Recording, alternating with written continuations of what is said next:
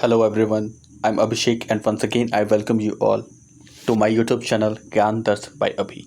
तो आप सभी का मेरे YouTube चैनल ज्ञान दर्शन बाय अभी में बहुत बहुत स्वागत है।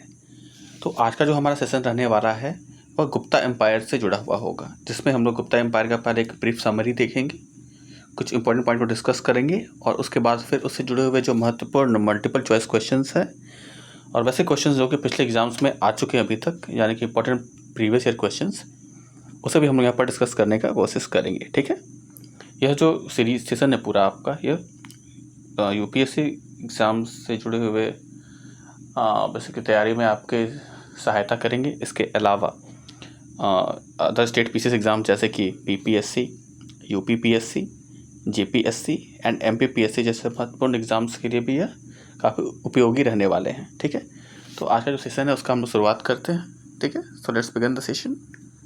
तो हम लोग यहाँ पर सबसे पहले देखने की कोशिश करेंगे जो गुप्ता एम्पायर है उसका जो हायरार्की है वह क्या रहता है। ठीक है, तो जो गुप्त साम्राज्य है उसका स्थापना जो है वह श्रीगुप्त के द्वारा बेसिकली 240 एडी में किया जाता है और उनका जो शासनकाल है कुल वह 240 से लेकर 280 एडी तक रहता है। ठीक है, उनके द्वारा जो महाराज है उसकी उपाधि को भी यहाँ पे ग्रहण किया जाता है। ठीक है, इसके बाद जो अगले शासक हैं वह होते हैं घटोत्कच, जो कि उनके बेटे होते हैं। तो श्रीगुप्त के जो बेटे होते हैं वह अगले शासक होने वाले हैं यहाँ पर, जिनका नाम घटोत्कच होता है। उनका जो शासनकाल है वह 280 एडी से लेकर 320 एडी तक रहता है। ठीक है, उनके द्वारा भी जो महाराजा है उसकी उपाधि जो है वह ग्रहण की जाती है। ठीक है, उसके बाद जो अगले शासक होते हैं उनका नाम होता है चंद्रगुप्ता प्रथम। ठीक है, जो चंद्रगुप्त प्रथम है वह भी घटोत्कच के बेटे होते हैं। ठीक है, और इनका जो शासनकाल है वह 320 एडी से लेकर 335 एडी या फिर सी तक रहता है। ठीक है,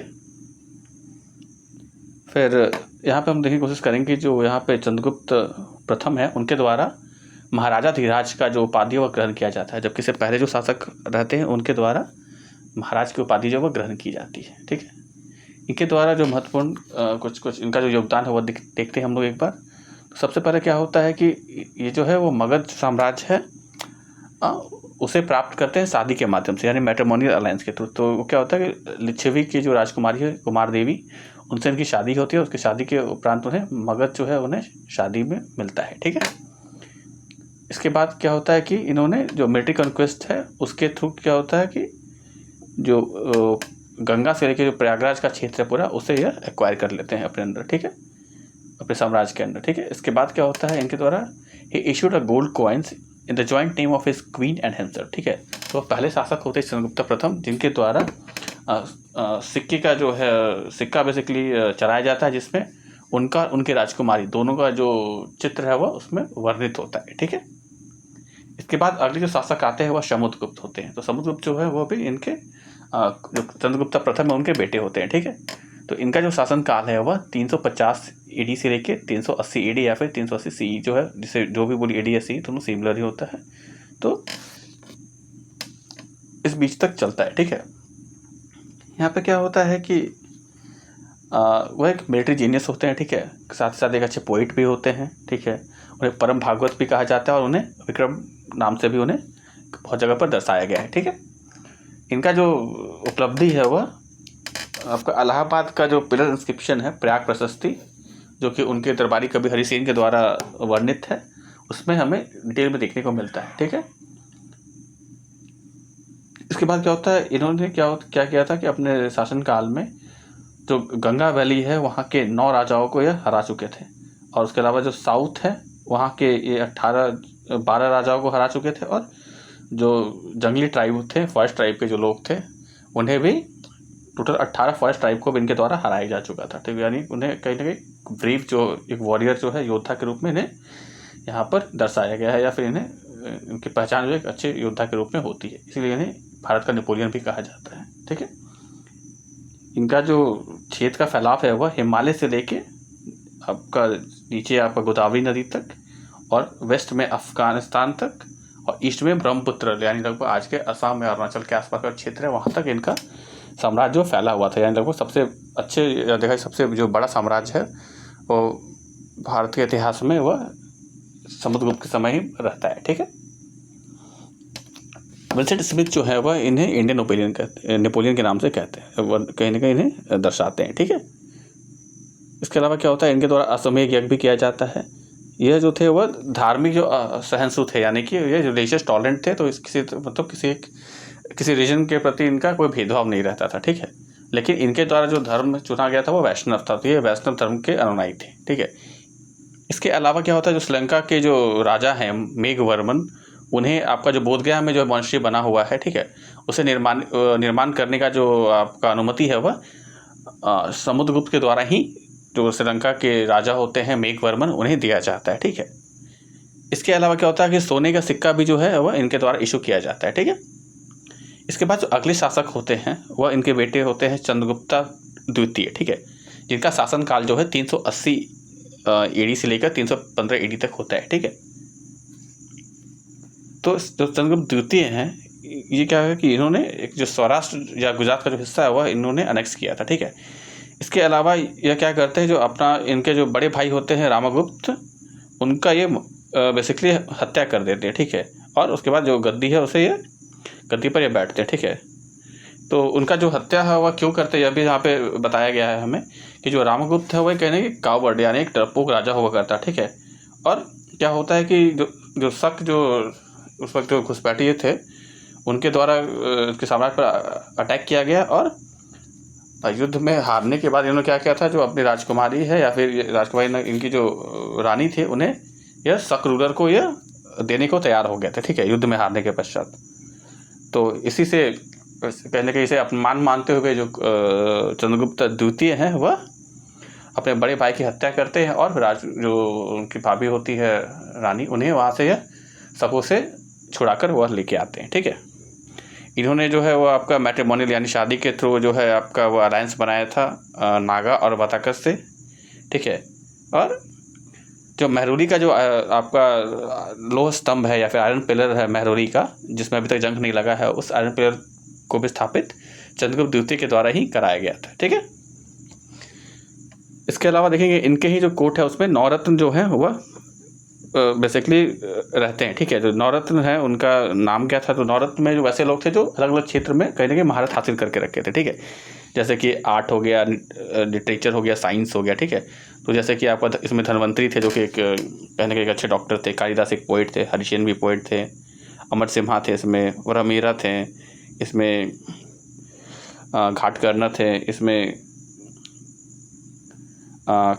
कास्पोरक और बेलभट्ट भी शामिल थे। तो ये कुछ नवरत्न जो है वो चंद्रगुप्त द्वितीय के आपके कोर्ट में यहाँ पर रहते हैं। ठीक है, जो इसके अलावा जो फायान जो कि बुद्धिस्ट यात्री होता है जो चाइना से, इनके ही कालक्रम में भारत में आता है और इनके साम्राज्य में यह कुछ समय बिताता है, और उसका जो अपना जो हिस्ट्री अपना जो लिखता है वो किताब, उसमें जो गुप्ता वंश है उसका वह वर्णन भी करता है। ठीक है, इसके बाद जो अगले शासक आते हैं कुमारगुप्त प्रथम, जो है उनका शासनकाल जो है आपका वह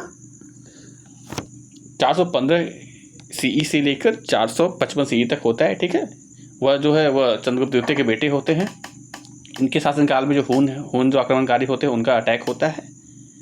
ठीक है, इसके अलावा यह जो है वह जो कार्तिकेय भगवान के बेसिकली उपासक होते हैं, और यह भी अश्वमेध यज्ञ जो करवाते हैं, और इनके द्वारा ही जो नालंदा महाविहार है आपका राजगीर में बिहार में, उसकी स्थापना कराई जाती है। ठीक है, इसके बाद अगले जो शासक होते हैं वह होते हैं स्कंदगुप्त। तो स्कंदगुप्त जो हैं वह उनका जो शासनकाल है वह 455 ईडी तक में ही रहता है, बेसिकली ईडी में रहता है, और इसके बाद इनकी जो है कहने की हत्या हो जाती है। ठीक है, तो जो स्कंदगुप्त है वह क्या होता है कि हूनों को हराने में सफल रहते हैं कहीं ना कहीं, और जो अंतिम जो है आपका वो महत्वपूर्ण रूलर होते हैं गुप्ता एम्पायर के, इनके द्वारा जो है जो सोने का सिक्का है वो जारी किया गया था, जिसमें राजा का जो इमेज है वो दर्शाया जाता है। ठीक है, इसके बाद जो लास्ट जो रूलर होते हैं गुप्त साम्राज्य के, वह होते हैं कुमारगुप्त द्वितीय। तो कुमारगुप्त जो द्वितीय जो होते हैं वह लास्ट रूलर होते हैं। ठीक है, और जो कुमारगुप्त द्वितीय हैं, ठीक है, उन्हें विष्णुगुप्त के नाम से भी जाना जाता है। ठीक है, यहाँ पे जो जूनागढ़ इंस्क्रिप्शन है उसमें स्कंदगुप्त जो है उनके बारे में मेंशन किया गया है। ठीक है, ये कुछ इंपॉर्टेंट जो फैक्ट है वो हमने यहाँ पर गुप्ता रूलर्स के बारे में यहाँ पे हमने जाना, ठीक है।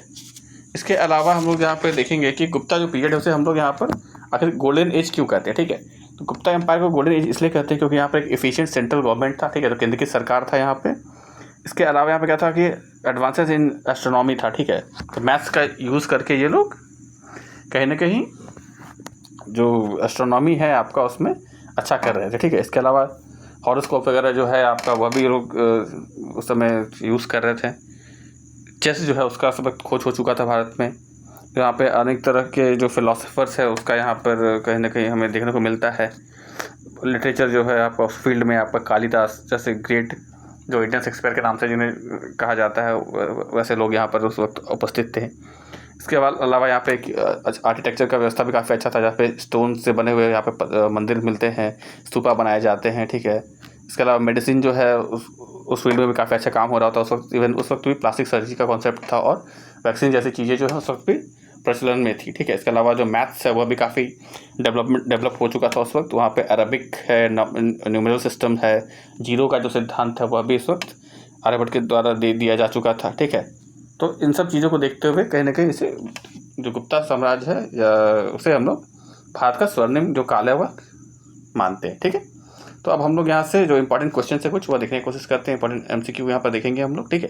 जो पहला MCQ है हमारा यहाँ पे, who is known as the Napoleon of India for his military campaign, ठीक है। तो भारत का नेपोलियन किस राजा को कहा जाता है, उसके सैन्य जो आपका जो बेसिकली जो सैन्य आक्रमण किया गया उनके द्वारा और या फिर सैन्य का यूज़ कर सेना का यूज़ कर साम्राज्य को बढ़ाया गया, उस कारण से किसे भारत का नेपोलियन कहा जाता है। तो ऑप्शन ए है चंद्रगुप्ता वन, ऑप्शन बी है समुद्रगुप्त, ऑप्शन सी है चंद्रगुप्ता द्वितीय एंड ऑप्शन डी है स्कंदगुप्त। तो हमने अभी ऑलरेडी पढ़ा कि जो समुद्रगुप्त है उन्हें भारत का नेपोलियन के नाम से जाना जाता है, ठीक है। इसके बाद हम लोग देखेंगे अगला क्वेश्चन हमारा कि the Chinese traveller fine visited India during the rain of which Gupta ruler, ठीक है। तो जो चाइनीज़ यात्री था फायन वह भारत में किस राजा के काल में भारत आया था। तो ऑप्शन ए है चंद्रगुप्ता प्रथम, ऑप्शन बी है समुद्रगुप्त, ऑप्शन सी है चंद्रगुप्ता द्वितीय एंड ऑप्शन डी है कुमारगुप्त।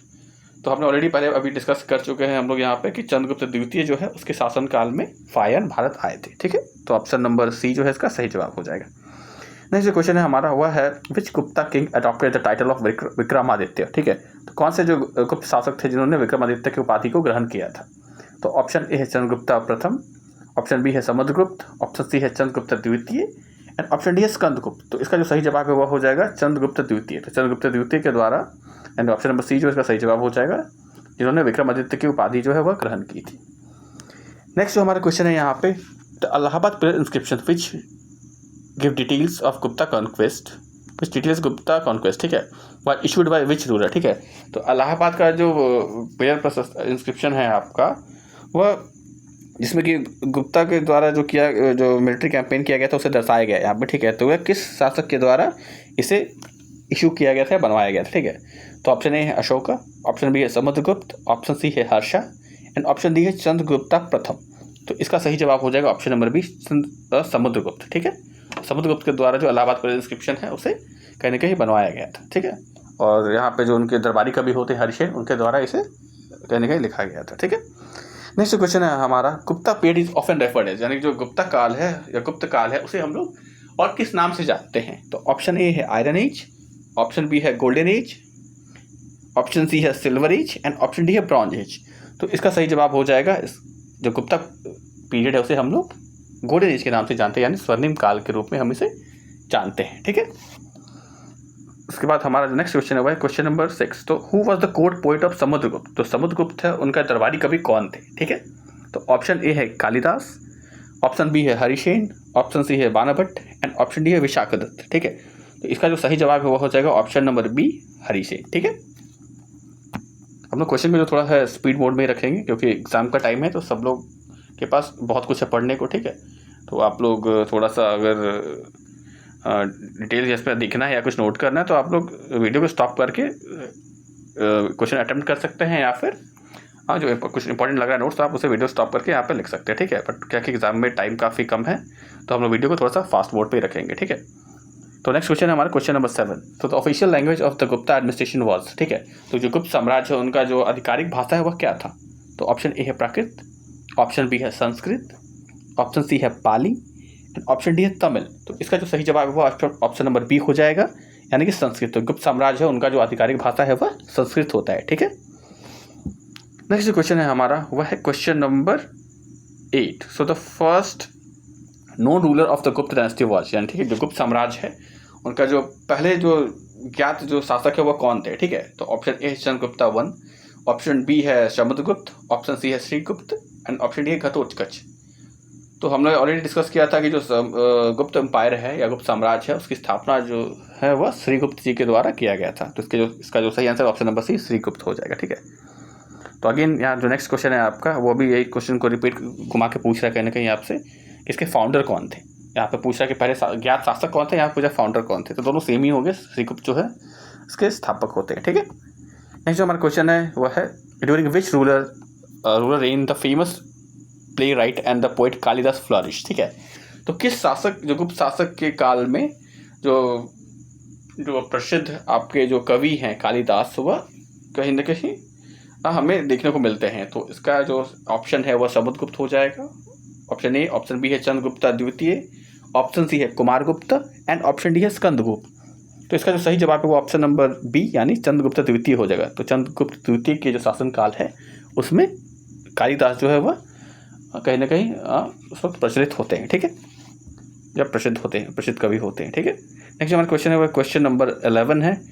सो who is considered as the founder of Gupta empire. तो अगेन ये क्वेश्चन रिपीटेड है, श्रीगुप्त होगा इसका आंसर। ठीक है, नेक्स्ट क्वेश्चन है हमारा वह है which Gupta ruler is known as Napoleon of India. तो गुप्त साम्राज्य के कौन से जो शासक है जिन्हें कि भारत का नेपोलियन कहा जाता है। तो ऑप्शन ए है चंद्रगुप्ता प्रथम, ऑप्शन बी है समुद्रगुप्त, ऑप्शन सी है चंद्रगुप्ता द्वितीय एंड ऑप्शन डी है स्कंदगुप्त। तो इसका जो सही जवाब है वह हो जाएगा ऑप्शन नंबर बी समुद्रगुप्त। ठीक है, तो समुद्रगुप्त को भारत का नेपोलियन कहा जाता है, जो कि इन्हें जो विंस स्मिथ है उनके द्वारा इन्हें भारत का नेपोलियन कहा गया है। ठीक है, नेक्स्ट जो क्वेश्चन है हमारा वह है क्वेश्चन नंबर 13। तो क्वेश्चन नंबर 13 हमारे यहाँ पे पूछ रहा है कि which Gupta king took over the title of Vikramaditya. ठीक है, तो गुप्त साम्राज्य के किस शासक ने विक्रमादित्य की उपाधि को ग्रहण किया था।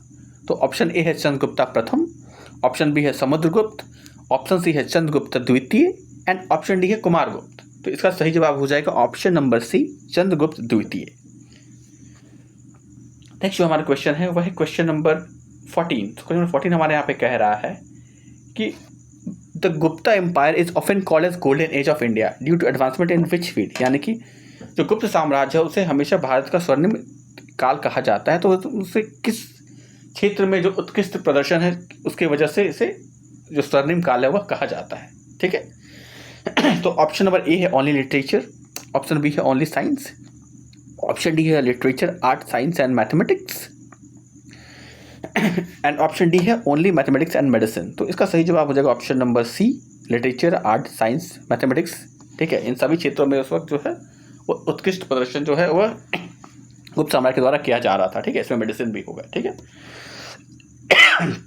नेक्स्ट जो हमारा क्वेश्चन है वह है क्वेश्चन नंबर 15। तो क्वेश्चन 15 हमारा कह रहा है कि during whose reign is the famous Sanskrit poet Kalidas live. ठीक है, तो अगेन घुमा फिरा के क्वेश्चन यहाँ पे पूछा जा रहा है, एक क्वेश्चन रिपीटेड है। ठीक है, तो पूछा यहाँ पे कालिदास जो है वह किस शासक के काल में वह बेसिकली रहते हैं। ठीक है, तो हम लोग जानते हैं कि चंद्रगुप्त द्वितीय के शासनकाल में जो कालिदास नाम के जो कवि होते हैं वह होते हैं। ठीक है, नेक्स्ट क्वेश्चन हमारा who was the court poet of Samudragupta who compose Allahabad pillar inscription. तो कौन से ऐसे जो दरबारी कवि थे समुद्रगुप्त के जिनके द्वारा इलाहाबाद का जो पिलर इंस्क्रिप्शन है पिलर अभिलेख है वह उसे बनाया गया था, उसे लिखा गया था। ठीक है, उसे लिखा गया था बेसिकली। तो ऑप्शन ए है कालिदास, ऑप्शन बी है हरिसेन, ऑप्शन सी है बाणभट्ट एंड ऑप्शन डी है विशाखदत्त। तो इसका सही जवाब हो जाएगा हरिसेन। तो जो हरिसेन है वह समुद्रगुप्त के दरबारी कवि थे और उनके द्वारा ही इलाहाबाद का जो पिलर इंस्क्रिप्शन है उसे लिखा गया था या उसका तरीके से निर्माण किया गया था। निर्माण ना कह के इसे हम लिखा गया ही कहेंगे। ठीक है, कंपोज किया गया था।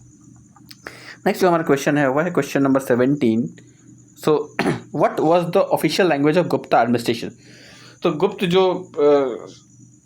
जो प्रशासन व्यवस्था थी। ठीक है, तो गुप्त प्रशासनिक व्यवस्था में कौन सा भाषा जो है वह आधिकारिक रूप से यूज़ किया जा रहा था। ठीक है, तो ऑप्शन ए है पाली, ऑप्शन बी है प्राकृत, ऑप्शन सी है संस्कृत एंड ऑप्शन डी है तमिल। तो इसका जो सही जवाब है वो ऑप्शन नंबर सी संस्कृत हो जाएगा, ठीक है, क्योंकि अधिकांश जो गुप्त रूलर थे वह वैष्णव धर्म को फॉलो करते थे। हालांकि वो लोग रिलीजियस इंटॉलरेंस भी थे, लेकिन मुख्यतः उनके द्वारा वैष्णव धर्म को माना जाता था और संस्कृत जो है उनका प्रमुख भाषा हुआ करती थी, ठीक है। नेक्स्ट क्वेश्चन है हमारा हुआ क्वेश्चन नंबर 18। क्वेश्चन नंबर 18 हमारे यहाँ पे कह रहा है कि द चाइनीज ट्रैवलर फायन, अच्छा ठीक है, ये भी रिपीटेड क्वेश्चन है। तो फायन भारत में किस शासक के काल अनुक्रम में आए थे? तो ऑप्शन सी इसका सही जवाब हो जाएगा, चंद्रगुप्त द्वितीय के शासन काल में जो चीनी विदेशी यात्री थे फायन वह भारत आए थे, ठीक है। नेक्स्ट क्वेश्चन है हमारा क्वेश्चन नंबर 19। तो क्वेश्चन नंबर 19 हमारे यहाँ पे कह रहा है जो कि इकोनॉमी और सोसाइटी से जुड़ा हुआ है गुप्त काल के, ठीक है। तो क्वेश्चन यहाँ पे है हमारा कि which of the following was a prominent feature of Gupta economy, ठीक है। तो गुप्त जो अर्थव्यवस्था है उसके प्रमुख जो आपका कहते कहीं देखा व्यवस्था जो है या फिर फीचर जो है वह क्या है, ठीक है। तो ऑप्शन ए है डिक्लाइन इन ट्रेड,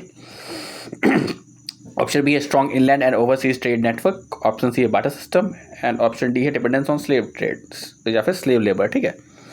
तो इसका सही जवाब हो जाएगा option number be strong inland and overseas trade network, यानी कि जो गुप्त जो अर्थव्यवस्था है वह मुख्यतः जो आपका अंदरूनी व्यापार एवं जो विदेशी व्यापार है उस पर डिपेंडेंट था। और इसी वजह से क्या है कि जो उनका जो अर्थव्यवस्था है गुप्त काल का वह काफ़ी ज़्यादा अच्छा हुआ करता था उस वक्त, ठीक है। नेक्स्ट जो हमारा क्वेश्चन है और लास्ट क्वेश्चन आज के सीरीज सेशन का हुआ है the decimal numbers including the concept of zero was invented in India during which dynasty, ठीक है। तो दशमलव प्रणाली और जो जीरो का सिद्धांत है, ठीक है, वह किस साम्राज्य में विकसित होता है भारत में? तो इसका ऑप्शन ए है गुप्ता, ऑप्शन बी है मौर्य, ऑप्शन सी है पाल एंड ऑप्शन डी है चोला। तो हमने अभी पढ़ा है कि ऑप्शन डी ए यानी कि गुप्त काल में हमने देखा कि जो दशमलव है उसका खोज होता है और साथ ही साथ जीरो जो है उसका भी जो सिद्धांत है वो यहाँ पर हमें देखने को मिलता है। तो आज का जो सेशन है हमारा यहाँ पे समाप्त होता है। हमने कुल 20 क्वेश्चन यहाँ पे किए हैं और साथ ही साथ एक ब्रीफ डिटेल जो है हमने गुप्त एम्पायर के बारे में यहाँ पर देखा है, ठीक है। तो अगर आपको ये वीडियो अच्छा लगा तो आप इसे लाइक कर सकते हैं। आप कमेंट में इस क्वेश्चन यहाँ पे जो क्वेश्चन मेंशन किए गए उसके आंसर्स को लिख सकते हैं मेंशन करके क्वेश्चन नंबर के साथ। अगर आपको वीडियो यूजफुल लगा तो वैसे स्टूडेंट्स जो कि अदर कॉम्पिटिटिव एग्जाम्स की प्रिपरेशन कर रहे हैं आप उनके साथ इस वीडियो को शेयर कर सकते हैं। And thanks for watching my video and please do subscribe my YouTube channel ज्ञान दर्शन बाय अभी। Thank you.